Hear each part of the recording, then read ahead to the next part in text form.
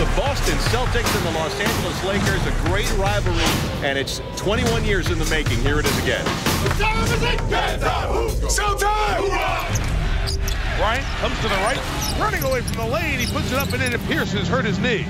Pierce goes down, grabbing at his right knee. Celtic fans holding their breaths here. This is what we're talking about, adversity. You overcome it. We're the better team. Nothing stops us.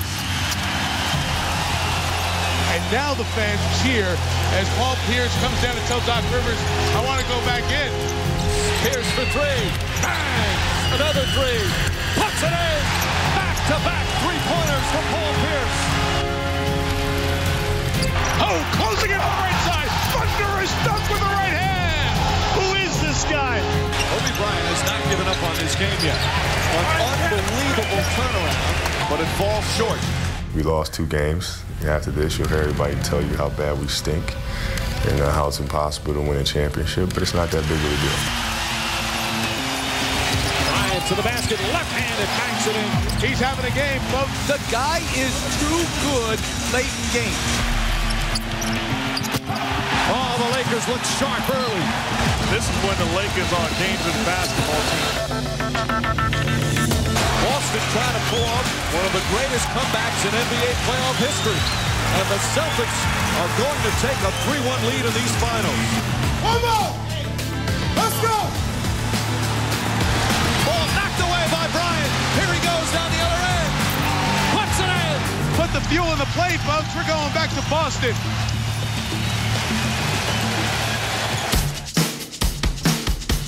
What a play from Kevin Garnett. Oh, he made an unbelievable shot. It's looking easy for the Celtics now.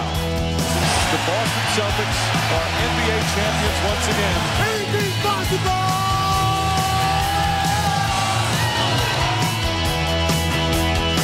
And that was then, and this is now. With more on the finals of now, we bring in NBA analyst Tim Legler. This series will be a rematch of those finals, but we do have one major change here. The Lakers now have Ron Artest, wasn't part of that team back in 2008. How will they utilize him defensively in this series? So his primary role in the series is going to be, hey, if you score for us, great, that's a bonus, but it's going to be really to slow down Paul Pierce. You know, Pierce is the kind of guy that you have to have a physical defender against because of that big body that he possesses. He usually catches the ball wherever he wants to offensively. Ron Artest is great at making guys catch it outside their comfort zone and work a little bit harder now to get to an area on the floor where you're comfortable taking a shot.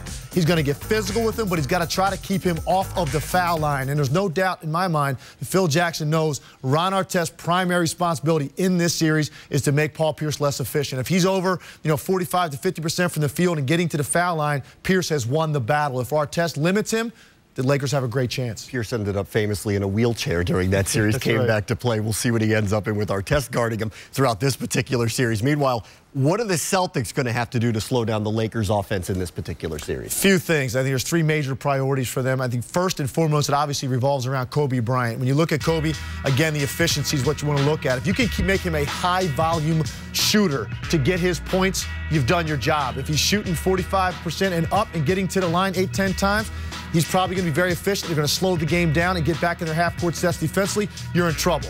Secondly, Lamar Odom, you got to not let him get loose in the paint. The easy putbacks, the driving layups. Take away those baskets, make him work for what he gets offensively, and take that X-factor offense that he provides off the bench out of the equation. And then finally, you've got to own the glass. You've got to control points in the paint, and you've got to control your own defensive backboard. The Lakers are too good offensively to give them multiple opportunities. You've got to limit them to one shot. It was an enormous factor in the series in 2008. That Celtics front line, I think their front line is even better this time around. The Lakers do add Ron Artest to help them out, and Andrew Bynum playing in this series, so hopefully they can offset some of the damage that they saw take upon that front line in 08. Here's what they won't do. What Phoenix did, go to a zone. Got that right. You won't see that. A lot of man, a lot of double teams. You'll not be seeing that in this series. Tim Legler, thanks. Thanks.